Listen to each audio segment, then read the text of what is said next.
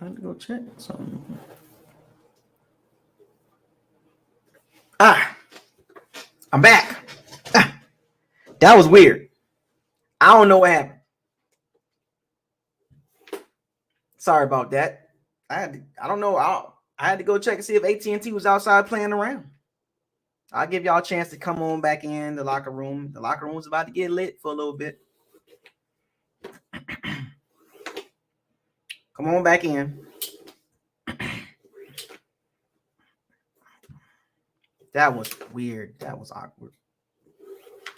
I had to delete the broadcast. that was the look. They cut my cape. They cut my internet line. That was Molly Mall and them. They already trying to get me. Old head young TV. What's up, man? Bucks for life. What's up? ENN. Hepker. What's up, buddy? They trying to get at me. They trying to stop. They don't want me to do the video. They don't want me to do the video, man. Come on back in. I'm sorry. I apologize. Technical difficulties. It was rigged. Cowboy fans, they starting already. All year long. Here we go. This didn't happen the first time. When I did the video for the first Cowboys game, this didn't happen. I see how it works. The football gods, the Cowboys, man, they already started, man. They blocking. Rip, man. What's the deal, man? I apologize. Y'all come on back in. I know y'all probably like, man, what's going on? Is Bucco's like okay? Is he all right? Is Isaiah all right? Yeah, I'm fine. Some Cowboy fans playing games already. You wish. What's up, buddy? Mom for Christ. I think we're not done yet. But so what happened? I think we're not done. Oh, shout out to the University of Georgia Bulldogs, their football team. They destroyed TCU 65-7. Like, TCU, shame on you. Shame on you, TCU. Shame on you. Oh, yeah, my palm tree, yeah, it's growing. It's growing. Got, it's going straight up. I don't know why it's not bending backwards. It's going straight up. I don't get it. I'm just letting it grow. It's funny though, it's going straight up. It's weird. It's doing its own thing. It's not all the way locked. It's just growing up. I don't know. Ohio State choked. But I think TCU would have beat Ohio State though. But that was a bad matchup for TCU. But yeah, so let's get back to the Cowboys and what they got going on and what can the Bucs do offensively with Byron specifically, because I think this conversation is going to be more about the OC than the players on the field, right? Let's keep it in that realm because I want to kind of spread these videos out. So as I was saying before, I'm very curious on what is Byron Leftwich playing here, and we all can speculate and guess and take a shot at this, right, and figure out what's going to happen, right? We don't know what's going to happen, but we can talk about it. Discussion points, right? Debate topics. It's a good debate topic too because some of us got an idea, some of us kind of like, who cares? Some of us like, I hope he does. Whatever. We get that. But Byron, the whole season as an OC, has been confusing. Dreadful for the most part. The Bucs average 18 points a game. Of course, the quarterback situation with the age and whatever, and then the play on the field and guys not doing their job and all that. But this is specifically Bonsai, Nocturnal. What's up, GOAT? But very specifically, I want to focus on Byron Leftwich because the Cowboys do have some holes defensively that the Bucs can exploit. Cornerback number 2. And the Bucs in particular, they run a lot of 3 receiver sets, 4 wides, or 3 receivers, 1 tight end, 1 running back. The 11 personnel, 1 running back, 1 tight end. The 11 personnel, the Bucs don't run 12 personnel a lot. 2 tight ends, 1 running back. They don't run that. And I find that funny because if the Bucs had a second tight end, or if they had 2 modern day NFL tight ends, I think the Bucs could run 12 personnel a lot. And if number 8 had any juice in the tank, you could have used number 8 and Cade Otton to help the running game. And we've seen Byron Leftwich run plays. It's a couple of them. Shotgun dive, shotgun power, single back dive, single back power. Every now and then they'll run a trap, wham block. Every now and then they'll run a counter. But for the most part, it's a shotgun draw, shotgun power, single back power, single back dive. And we've seen this over and over again, and the numbers show it. And here's the beautiful thing about the Bucs offense.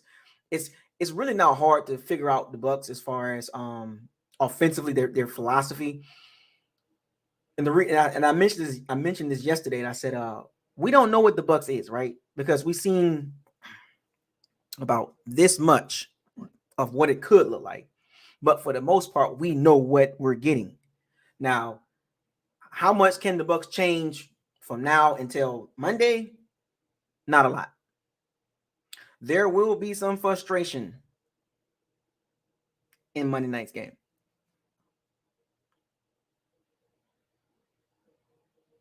We just want Byron to call a complete game, because there will be moments that he will call some good plays, but it only gets you 18 points a game. So I wonder, what is the game plan? Is it throw the ball 45 times, 50 times to get the dub? Because remember, we have history going back to 2020. Remember, 2020, 2021, and 2022 are not the same seasons as far as the play on the field.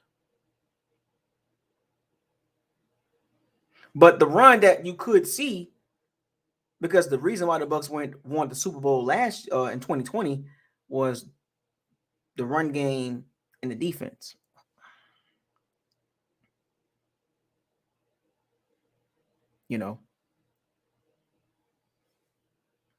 I mean, 2021, it was throwing the ball around. This game, Byron got to call a balance.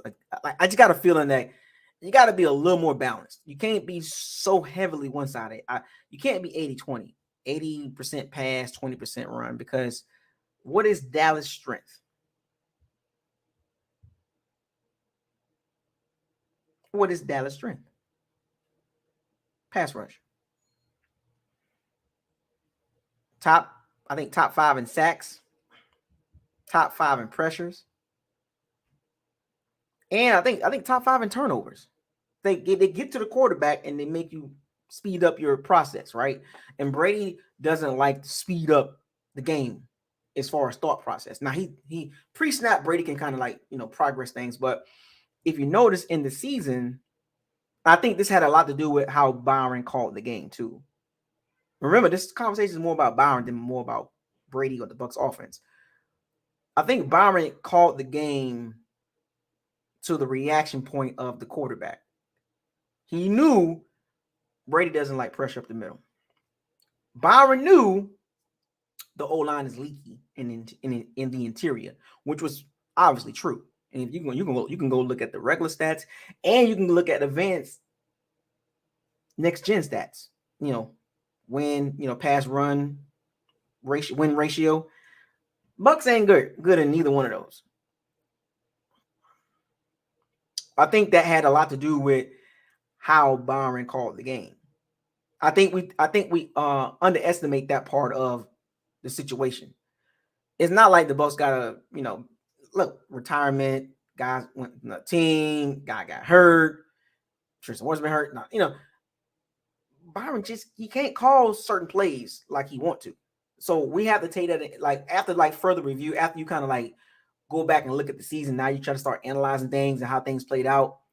He calling these plays based on he looking at the quarterback. He don't like pressure up the middle. And where's the Bucs' weakness? Up the middle. Which explains why some of those plays that you seen Byron call, and you've seen the issues that some of the fans had with Byron, right? But also when you look at the tape, the quarterback is throwing the ball pretty fast. So I'm just trying to give y'all another point of view. Because Byron sucked. Well, was every play call bad?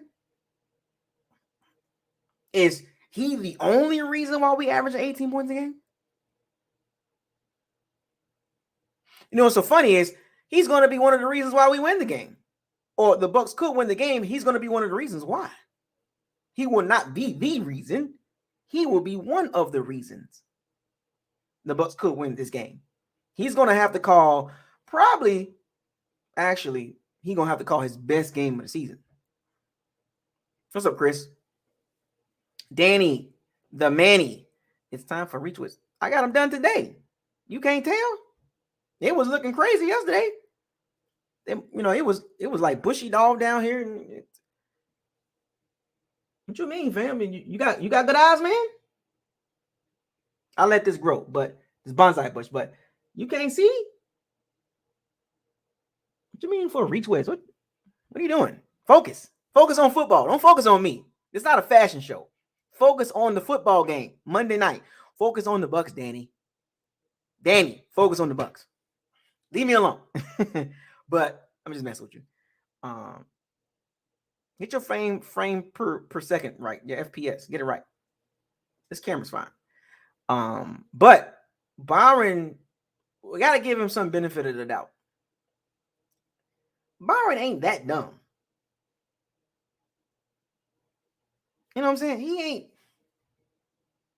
ain't that dumb. You know what I'm saying? Like, you got to give him some credit because prior to this season, 3 straight years, the offense was top 5.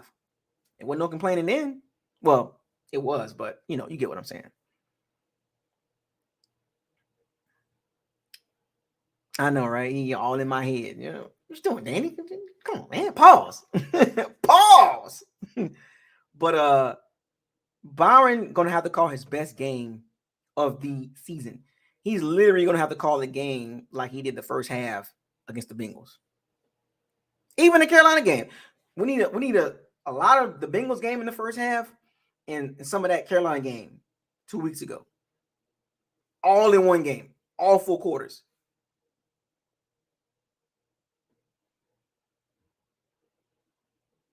Because here's the thing.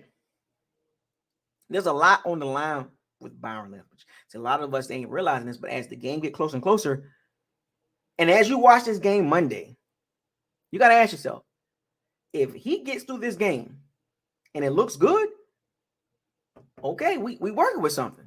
And also, not only it'll help Byron from a mental standpoint, because he's very defensive about his offense. And I understand, he's been doing this 4 years in a row now. Well, counting 4 years now, 2019, 2020, 2021, 2022. 4 years in a row. So he has evidence that the offense is on, it's productive. Right? But he's been chastised a lot by the media, by me, by you guys, Powers of C-Band, Bucs fans, whatever. Even other fan bases. They laughing at him, But he does have more success as a coordinator than unsuccessful seasons. So and it's so funny, we consider this unsuccessful from the Bucs offensive standpoint since he's been the OC. And the biggest thing is the 2 touchdown drop-off, almost a 2 touchdown drop-off. So I understand him getting defensive with his product. because we've seen his product at the highest level, at the peak levels of his play calling. But as a play caller, you must evolve. What's up, Young Deezy? Hey, Rod, what's up?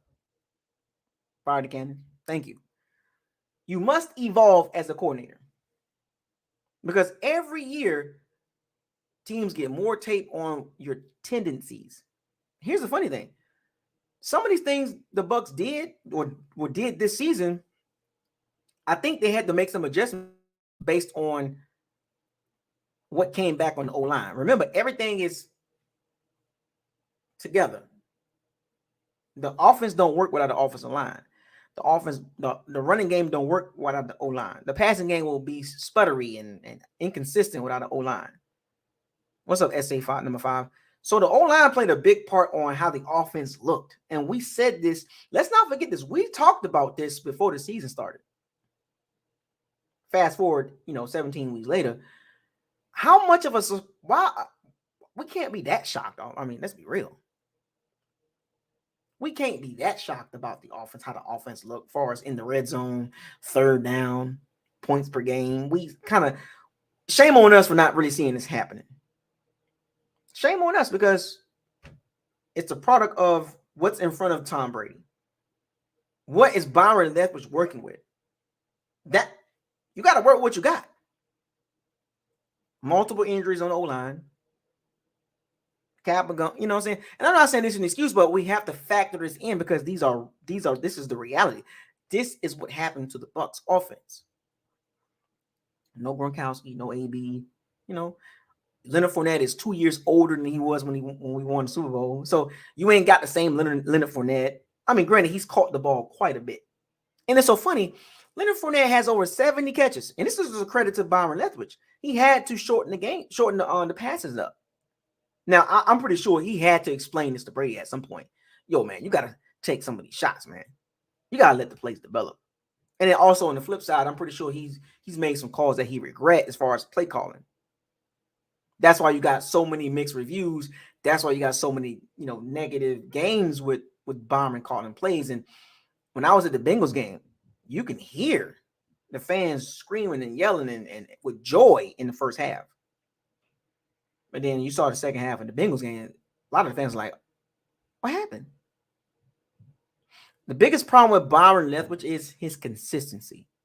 He's way more inconsistent than inconsistent. I mean, he's way more inconsistent than consistent.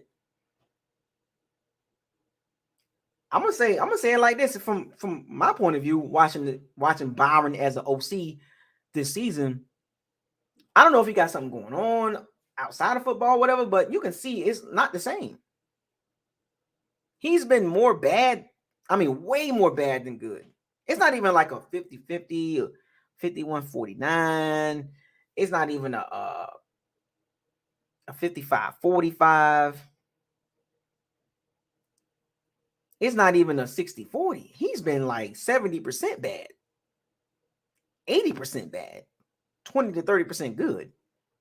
In some games, if you had to go by game, some games he was just 100% bad. 49ers game. I mean, come on, man. Some games he was just 70%, 80% bad. And that's still bad. And the results show on film. The results show with the points per game. Even the yards per game. It's almost like Byron goes into the game, he looks at 15 plays. He like, these are my money plays. Because every OC, in my opinion, got money plays. Like you gotta have this first down. You gotta have this touchdown. Right? You got your money plays that you know that's gonna work. The problem with Byron Leftwich, and from what I see, those 15 plays never evolved.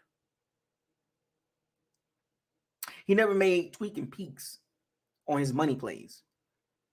That's why the word predictable pops up with Byron Leftwich. That's why when we watch all 22, you see the formation set up and you be like, I know what they're about to run. What's up, Roy? You see the formation, you be like, oh, okay. Brady in the shotgun, Leonard Fournette, most of the time, it's a check down.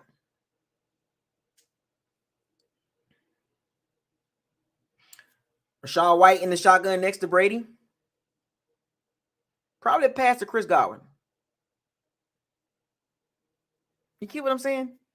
Or if Chris Godwin's in motion, starting from the outside going in, he's running the drag route.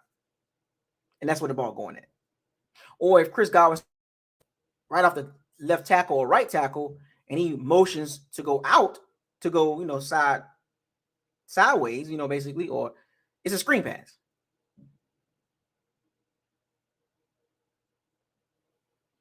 It's almost like the Bucs don't give any indicators on what the defense running. It's like the Bucs line up and they just run a play.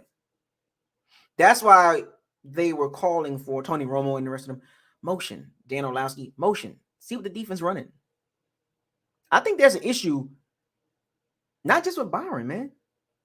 Because remember when you got ingredients and you got to make this work somehow, some way. You can't take a Lego and say, oh, it's build a car and try to build something else. You can, but it ain't gonna look right. Byron he's running what he believes looks right with this personnel. It's not the type of personnel you're gonna get a lot of explosive plays.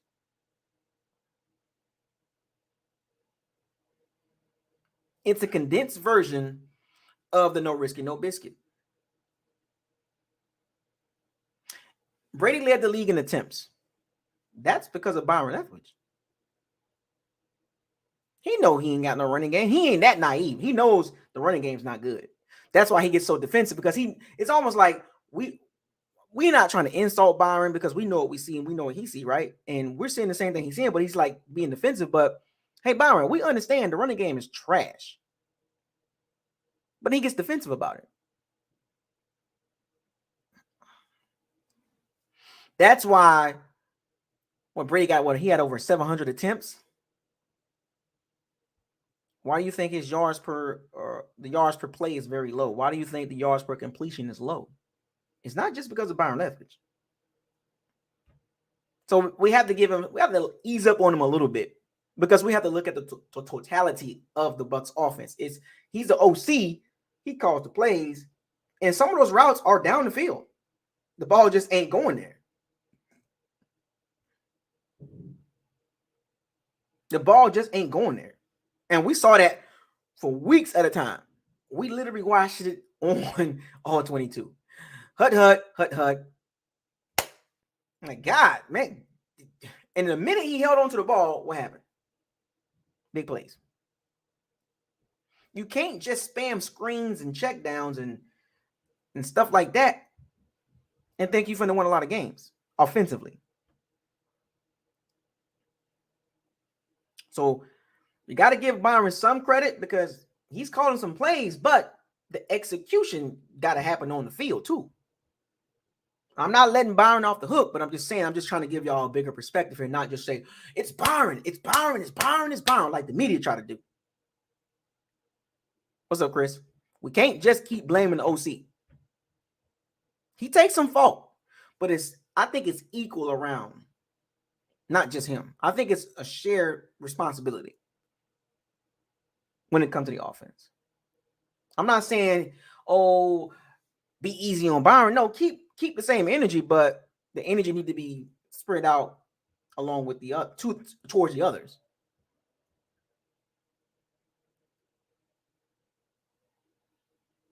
Because every time I turn around, people just straight at Byron.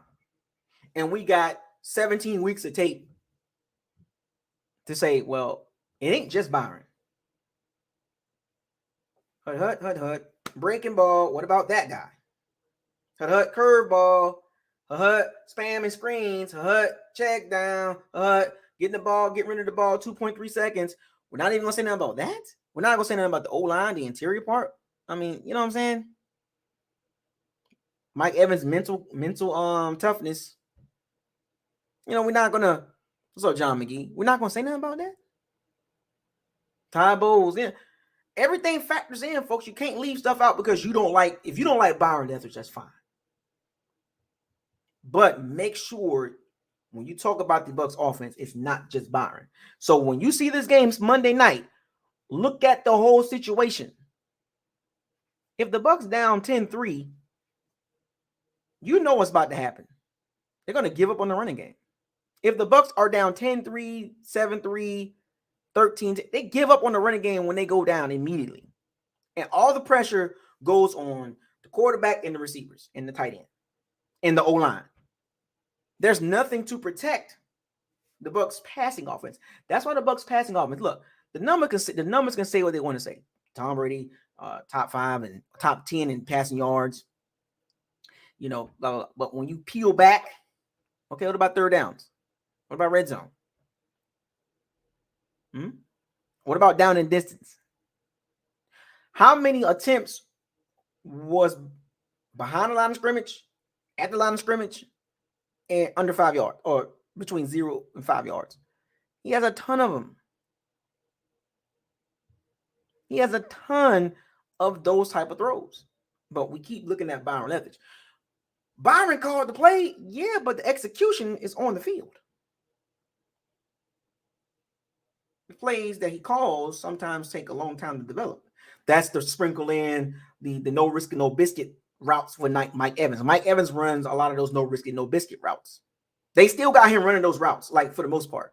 That's why a lot of his plays is down the field. No risk, no biscuit. 7 interceptions of his 9 was Mike Evans. Targeting Mike Evans, 7 interceptions. 7 of his 9 was targeting Mike Evans. What does that tell you? Byron calling the plays, you got to throw it down there sometime. And that's the problem. And I was trying to explain to y'all about how offenses work. Philosophy, scheme, players, you know, the type of players you have. Mike is not a 0 to 7 guy. Not even a 0 to 10 guy. He's a 12 to 20 yard guy. That means you have to throw the ball down there. And remember how football works. It's a pigskin, right? It's a ball. Very funny shaped ball. And the further you throw the ball, the harder it is to complete the ball. You want to know how Brady made his bread and butter? Edelman, Amendola, Welker, tight end, Gronk, Shane Vereen, Kevin Falk, James White. Brady is so comfortable doing that, and Byron is not comfortable doing that. He's not comfortable calling that type of game. You can tell he struggled to try to call that type of game. This is why when you look at OCs, you look at the versatility of OCs, and I can name several that have better versatility than Byron Leftwich. They have a better imagination on how to run plays east and west, how to scheme guys open. Byron don't have that. Byron don't have that in him. He don't, because he's been groomed by Mr. No Risky, No Biscuit himself. That's his philosophy. And if truth be told, Brady's not the quarterback for that, which explains why the offense looked the way it does. Byron really can't call the plays he really want to call. He can't do it. Because you got to factor in a lot of things. And the biggest thing you got to factor in is the O-line.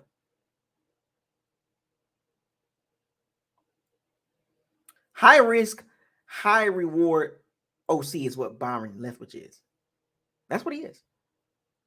And then you mix that with a quarterback that was built on distributing the ball really quick. Which you see the difficulty that Byron has trying to, the 0 to 10. It's hard for him to call that game. He doesn't see the game in the box. That's not his strength. That's why when you look at the other OCs, you be like, man, he's so far behind.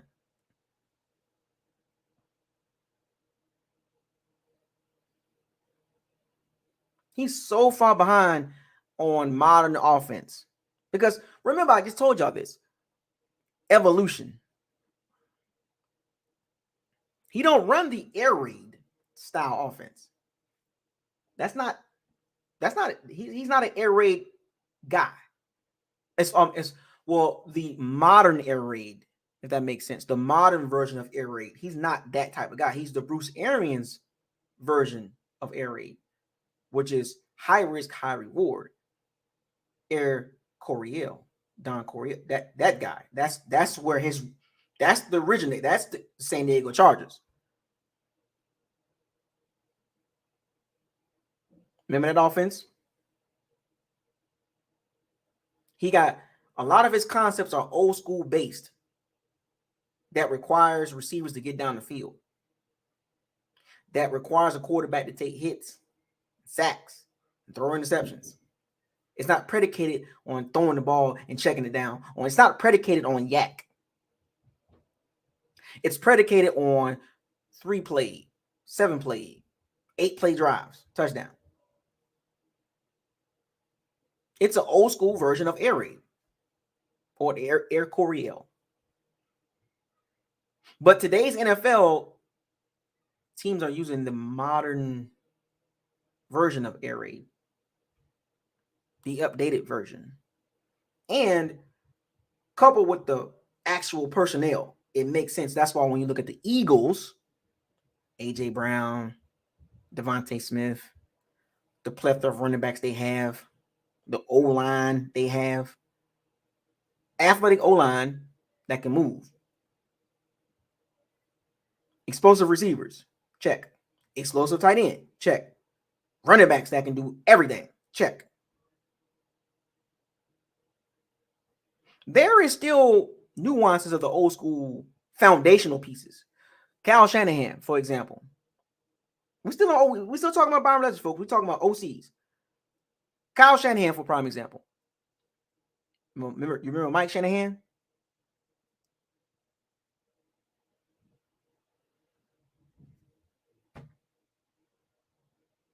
Why do you think the West Coast offense is still around? Bill Walsh, for those of you that don't know what I'm talking about. But the West Coast scheme has evolved. Because the better your playmakers are, the more versatile the philosophy or the scheme you want to run becomes. Kyle Shanahan, Mike Shanahan. That's why the running game, it don't matter what running back goes back there. 7th round pick, undrafted free agent. Because key component in Mike Shanahan's zone scheme, athletic O-line that can move. Philly runs the same type of style. But they were more of an RPO read option, RPO situation, zone read situation. Kyle Shanahan runs the pretty much straight up zone read. Terrell Davis, Mike Shanahan, Orlandis Gary, no Sean Marino. The Bucs don't have that type of O-line. As great as Tristan Wirfs is, he's the best one on the team, right? But look at the rest of the guys. They're not like that type of scheme. They can't run that scheme. They can't even run the Cleveland Browns scheme with Nick Chubb. You know how they run with Kareem Hunt. They can't run that scheme either. It's a very vanilla run game. The Bucs are not built to be a power run team. They're built to be a throw first team, and that's why Byron schemes the offense like that. It pisses us off. Trust me. We all get pissed off about it. It is what it is. But at the end of the day, when you watch this game Monday, if you're expecting a 360, shame on you.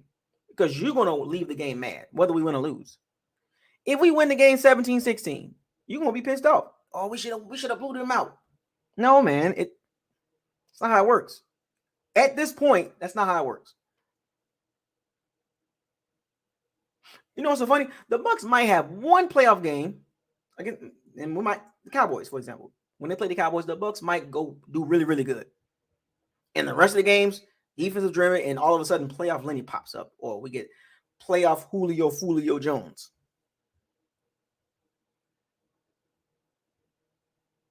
But if you're thinking the Bucs offense is going to be a 360 and become this unstoppable force, it's too much evidence to say they're going to be this juggernaut. And compared to the other offenses in the playoffs, the Bucs ain't in at the top. It's 14 teams in the playoffs. The Bucs ain't at the top. Clack 5 White. What's up, man? Byron got to evolve in situational football. As far as the whole game, it is what it is. But situations, the 3rd and 7s, 3rd and 8s, when it's time for the Cowboys to pass rush, Byron must be 3 steps ahead of Dan Quinn. And Dan Quinn is a pretty decent head coach if he got the pieces. Now, when he was in Atlanta, he didn't have those type of guys in Atlanta, pass rushing and stuff like that. But this is what I was trying to tell y'all. Sometimes when you have the guys that you want to run your scheme looks really good.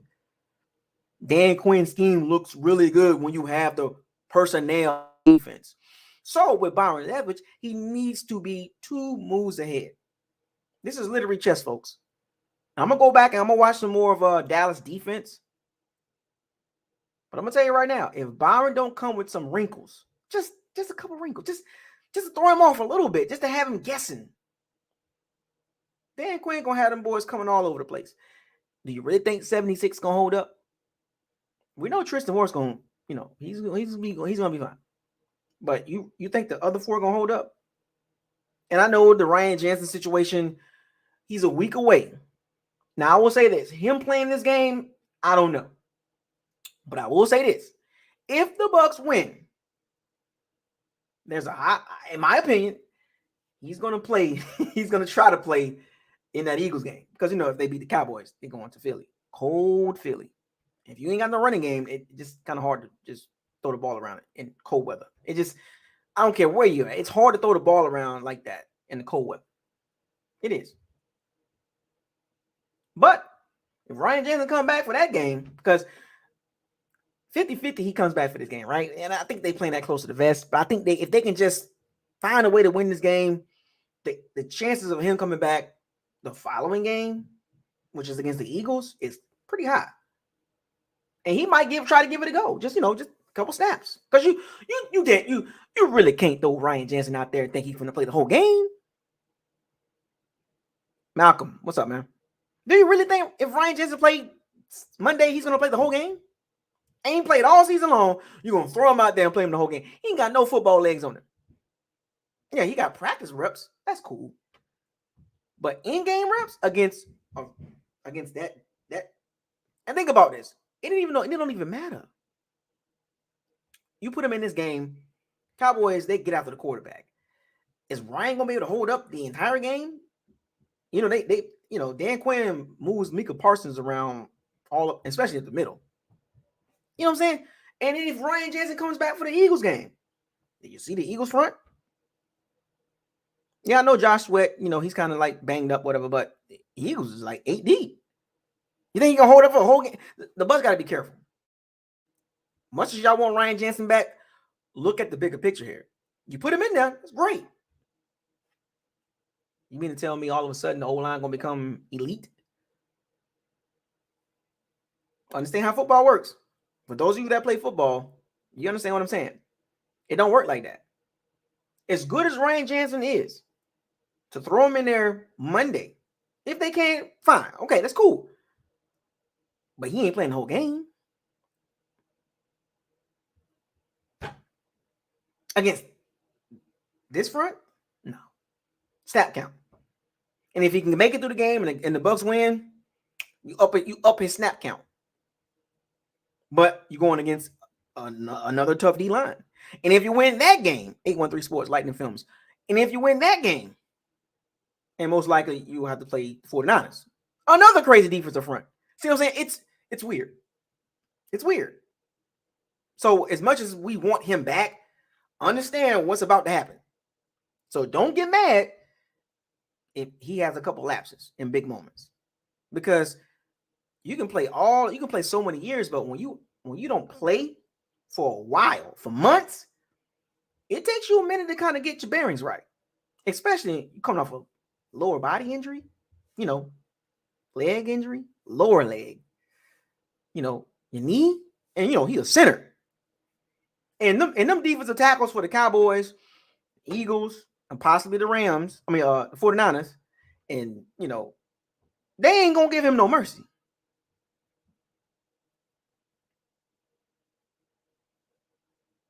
So if Ryan Jensen don't play, don't get mad. I understand if he don't play. And I said this, I knew he wasn't going to play the regular season. I did say possibly the playoffs. Now, here we are in the playoffs. Okay. How much he going to play? Because if you expect him to play the whole game, because win or lose, I don't want to hear this, well, you should have played Ryan Jensen. No, it don't work like that. It don't work like that.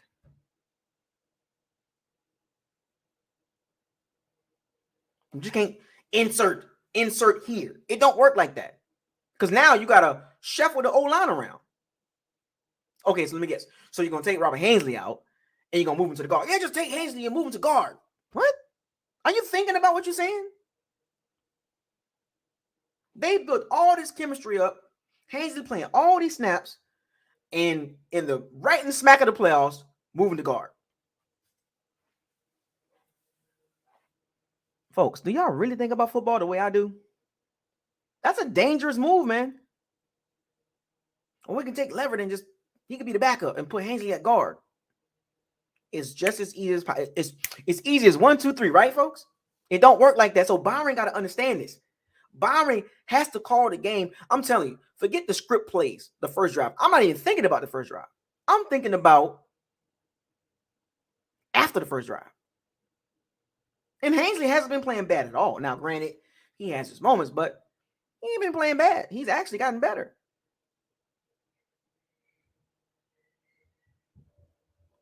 But Byron, and I'll talk about Todd Bowles in another video, but Byron must be 2 steps ahead. Forget the first drive, folks. Get it out your head. It ain't about the first drive. That don't decide the game. Scripted plays don't decide the game. It's about the totality, the total, the 60 minutes. A 6-minute drive and a touchdown. Yeah, the Bucs, you know what I'm saying? Oh, touchdown Tampa Bay. Touchdown Tampa Bay. It don't work like that. Sorry, folks. Because after the first drive, we've seen this. It gets worse except for the Panthers game. Outside of the Panthers game a couple weeks ago, it seemed like for weeks after the first drive, it just gets worse and worse and worse. And Byron's sitting there, you know, with his look on his face, and he, Levin, right? You know what I'm saying? It's like, yo, call something different. Look, the regular season is a regular season, but this is where you make your money. This is how you get head coaching jobs. If Byron wants a head coaching job, he needs to make a run. And I'm pretty sure he still wants a head coaching job at some point, right? But his name not even being mentioned. They talking about all these guys, first-year OCs. Brian Callahan for the Bengals, Shane Stench from the Eagles, Ben Johnson for the Lions, Kent Dorsey or Mike Kafka for the Giants, possibly Kent Dorsey, maybe, you know, he might get some interviews. But you ain't hearing nothing about Byron Leftwich's name popping over nobody's list. So Byron got a lot riding for him right now. Because if he can get through this playoff run and have a really good one and get back to the, you know, shoot, he can get a head coaching job. But is that more about Brady or is it him? It's like the Eric Bieniemy situation. It's Andy Reid. It's not Eric Bieniemy. Andy Reid literally just told y'all Bieniemy calls the plays. I just okay him. You know what I'm saying? He literally, like, paraphrasing, but you know what I'm saying. Byron got a lot riding on the line because if he does good, for one, he can keep a job as the OC of the Bucs or get a head coaching job. If he comes in this game and calls a trash game, in typical 17 points, 16-point game, you can kiss the head coaching job goodbye. For right now. And probably won't be back as the OC. So it's a lot riding on the line for Byron Leftwich, folks. Please watch this game. And if you can, go back and try to find something with the Bucs offense that you can talk about. Like you know, hold your head up high. It ain't much to look at in 17 games, but I mean, if you want to include like the games that we lost in some moments, like, you know, the Chiefs, the Raiders, you know, stuff like that, you can pick out some, you can nitpick, but just from a 60-minute standpoint, got to find these things that you can hang your head on because there's some hope. But Byron got to do better. And we'll talk about the Brady and Evans and all that. And of course, we're going to talk about Todd Bowles, but I just wanted to talk about Byron Leftwich, man. A lot of pressure on him, man. From a fan perspective, yes, we got pressure on him. Media perspective, Tampa media, they own him. National media, they own him because guess who looking bad? Tom Brady looking bad. That's why I told y'all, don't get fooled by the Panthers game. We gonna find out if he made some wrinkles or if he held back and all of a sudden unleashed some things that we haven't seen, which I highly doubt it. But you know, it's a lot riding, folks, because I'm telling you, it's not just about Byron. It's about the Bucs' future, period. He got to have some wrinkles. He got to be 2 steps ahead of Dan Quinn. If not, it's going to be a long night. So with that being said, I'm going to wrap this video up. I appreciate y'all coming in here, joining me in the locker room. Tell me what you guys think about Byron Leftwich. I'm not going to go in details about the Bucs offense. I just wanted to focus on Byron. I could have went more in depth, but I just wanted to kind of give y'all some talking points for the rest of the evening and going into tomorrow, because tomorrow we're going to talk about, the Bucs offense as a whole, as far as going against the Dallas defense. But I just want to kind of make the big conversation about Byron Leftwich, and then we'll talk about Todd Bowles later on in another video, because the game ain't until Monday. We'll talk about Todd Bowles probably Thursday. Maybe we might go back and review some tape on the Bucs defense, because we still got to talk about Dallas offense. We still got to talk about Dallas defense in more detail, and we got to talk about the coaching staff. Because, at the end of the day, it's Byron versus Mike McCarthy. Who's going to muck it up the most? Coaches have the overall, you're ultimately responsible. I'll talk about the Cowboys OC, Kellen Moore. I'll talk about him too. But Byron, he getting passed up on these young guys that's never played football. You know what I'm saying? He's getting passed up. He's not even in nobody's list right now. That's his fault. Shouts out to all the Powers and C-Bandits. Thank you for joining. It's your host, Buckles Locker, a.k.a. Isaiah. Fire those cannons. Seize the day. Raise the flag. Hashtag no risk it, no biscuit. Hashtag facts over feelings. Hashtag maybe we get a bombs away. That'd be nice, right? You might as well just let it all out, right? Hashtag stay humble. Hashtag trenches matter. Hashtag probability versus possibility. Hashtag what does your eyes tell you? Go back and watch the film. Hashtag what does your eyes tell you about Byron Leftwich? Hashtag don't get mad at me. I don't play the game. I just talk about it. Hashtag why? Hashtag fire the cannons. Hashtag walk the plank. Hashtag Super Bowl or bust. Still in play. I know it stings a little bit, but you don't get to the Super Bowl, it's a bust. I don't care what you did. I don't care what records you broke, because the goal is to win the Super Bowl. Period. Now that you're in the playoffs, you got a chance. Don't want to hear any excuses. Come Monday, when it hits 0-0, no excuses. Y'all have a good evening and a good night. Buckles like out. I will see y'all tomorrow. I might open up the locker room. I don't know.